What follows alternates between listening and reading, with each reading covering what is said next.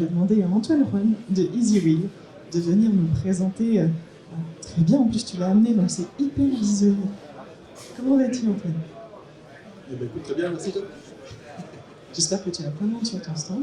Oui, c'est un succès jusque-là. Ah bah super, Super événement. Bah, j'en suis Après la absolument belle soirée ravie. d'anniversaire, Bah, on essaye, c'était deux belles journées pour nous pour cette troisième émission de Full Robotics. Et alors, EasyWheel, donc votre promesse, c'est de pouvoir automatiser n'importe quel engin roulant avec votre produit. exactement. C'est plug and play, c'est ça? Tout à fait. Oui, tout à fait. Donc on présente là, sur l'événement une nouvelle gamme de roues.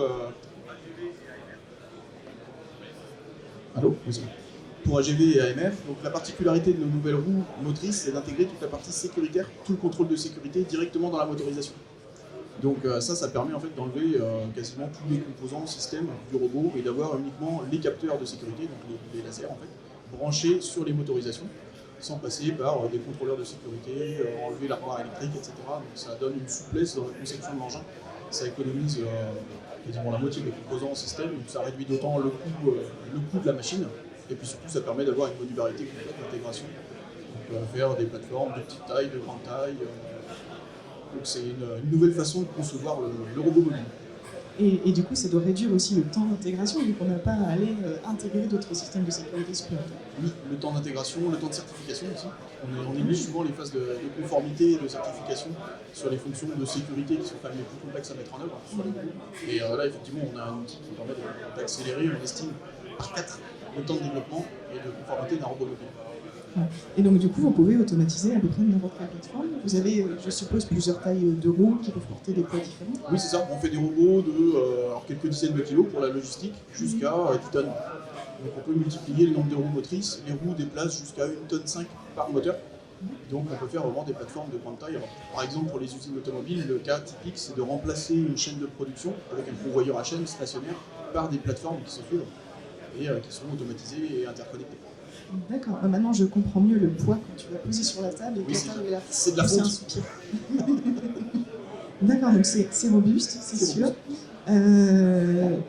Elles peuvent aller dans n'importe quelle gamme de température, on peut aller aussi en négatif. En gamme standard, on est dans 0,40 degrés. Ouais. Et effectivement, on peut se permettre d'aller jusqu'à du -20 sur des applications frigorifiques, des choses comme ça, en Génial. prenant des dispositions, surtout Ouais. pour les parties batteries. Oui, tout à fait. La batterie doit... Et du coup, seulement indoor ou indoor et outdoor également? On est assez coloré usine, donc plutôt Ouais. entrepôt et usine, donc plan de béton, plutôt de l'intérieur. Ouais. Après, sur les puissances moteurs dont on dispose, on peut imaginer par exemple des robots de livraison, des choses comme ça, mais c'est pas nos premières gammes. On est assez branchés sur le robot mobile intérieur. Super. Et alors, vous êtes basé où et vous êtes combien? On est à Angoulême, on est une vingtaine de personnes, donc, majoritairement de la R&D, du coup on est vraiment une boîte de design jusqu'à l'industrialisation des produits. On travaille avec des industriels français pour les parties motrices, les pièces de fonderie, les pièces de polyuréthane, électronique, injections AMAC, injections plastiques. Donc on est Origine France garantie, plus de 90% de valeur locale et avec une capacité de production de plusieurs dizaines de milliers de produits à l'année, ce qui est pratique pour nous en termes de petites sociétés, du coup d'avoir un backup industriel de cette taille-là. Et puis on travaille avec des réseaux de distribution, donc le produit est distribué sur toute l'Europe et l'Asie. Et donc sur plus de 30 pays aujourd'hui. Donc ça nous permet d'être référencés chez plusieurs centaines de grands comptes en fait. Et alors, vous vous adressez directement aux grands comptes ou vous adressez à des intégrateurs qui vont aller configurer des AGV? Les deux. C'est clair, dans la chaîne de valeur, on passe par des intégrateurs. Donc nous, effectivement, on est motoristes. Dans quelques cas, des clients grands comptes peuvent intégrer en interne. Ils ont des cellules de R&D, etc., qui peuvent faire leurs propres engins. Sinon, la règle, effectivement, c'est qu'on travaille avec des réseaux d'intégrateurs qui peuvent proposer des machines complètes clés en main et du coup être plus réactifs sur les projets.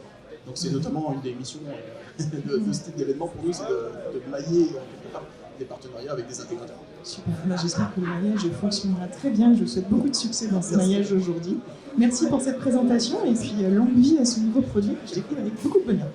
Merci.